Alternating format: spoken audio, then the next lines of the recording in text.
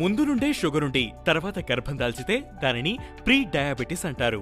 ఇక ముందు లేకపోయినా ప్రెగ్నెన్సీ సమయంలో వచ్చేదాన్ని జెస్టేషనల్ డయాబెటిస్ అంటారు. ప్రెగ్నెన్సీ కన్ఫర్మ్ అయిన తర్వాత హార్మోనల్ చేంజెస్, ఇన్సులిన్ రెసిస్టెన్స్ పెరగడం, వెయిట్ గెయిన్ అవ్వడం ఇలా రకరకాల కారణాల వల్ల బ్లడ్ లో షుగర్ లెవెల్స్ పెరిగి జెస్టేషనల్ డయాబెటిస్ కు దారితీస్తుంది. సాధారణంగా ఫస్ట్ స్టేజ్ లో పెద్దగా సిమ్టమ్స్ కనిపించవు. కాబట్టి ఎక్కువ దాహంగా అనిపించడం, ఎక్కువ సార్లు యూరినేట్ చేయాల్సి రావడం వంటివి ఉంటే ఒకసారి చెక్ చేయించుకోవడం మంచిది. ఎందుకంటే ఈ టైంలో షుగర్ కంట్రోల్లో లేకపోతే ఉమ్ము నీరు పెరగడం, బిడ్డ బరువు అధికంగా పెరగడం, నెలలు నిండకుండా డెలివరీ అవ్వడం, షుగర్ లెవెల్స్ మరీ ఎక్కువగా ఉంటే బిడ్డ కడుపులోనే చనిపోవడం, డెలివరీ తర్వాత హెవీ బ్లీడింగ్ వంటి సమస్యలు వచ్చే ఛాన్స్ ఉంటుంది. పుట్టిన పిల్లలకి బ్రీతింగ్ ప్రాబ్లమ్స్, హార్ట్ ఇష్యూస్ వచ్చే అవకాశం కూడా ఉంది. ఇక ఆ పిల్లలు టీనేజ్ లోకి వచ్చాక టైప్ 2 డయాబెటిస్ వచ్చే ప్రమాదం ఉంది. అధిక బరువున్న స్త్రీలు, పీసీఓడి ఉన్నవారు, ఫ్యామిలీ హిస్టరీలో డయాబెటిస్ ఉన్నవారికి జెస్టేషనల్ డయాబెటిస్ వచ్చే అవకాశం ఎక్కువగా ఉంటుంది.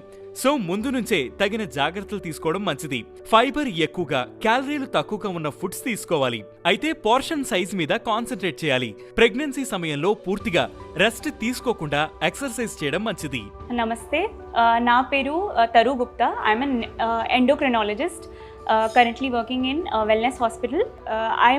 I deal with all the hormones of the body and mainly type 2 diabetes, type 1 diabetes, all the type of diabetes and all the hormones of the body, so which include thyroid hormones, adrenal, pituitary hormones, reproductive hormones.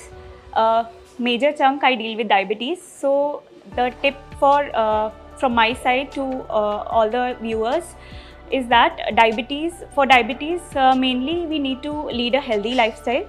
So it includes daily exercise and diet control. So diet is not only for the patients but also for the healthy people to avoid diabetes.